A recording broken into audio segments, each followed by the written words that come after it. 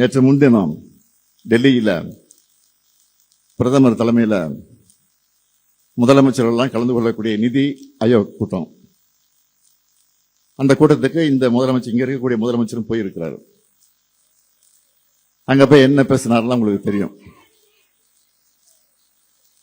திராவிட model ஆட்சியில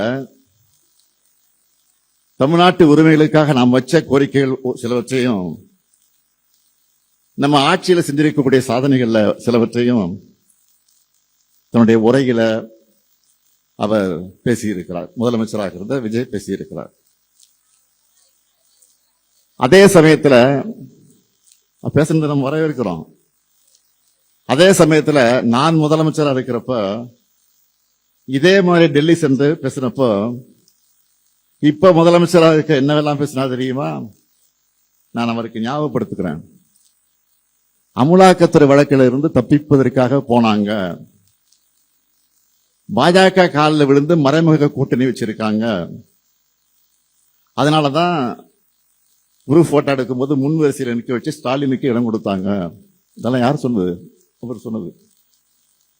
இப்ப நீங்க என்ன பண்ணிட்டு வந்திருக்கிறீங்க? நான் கேட்கவா?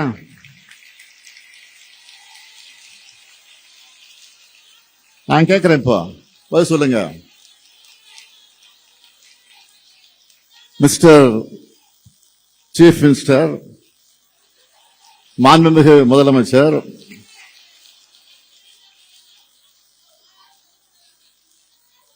கரூர் சிபிஐ வழக்கிலிருந்து தப்பிக்கத்தானே நீங்க டெல்லிக்கு போனீங்களா?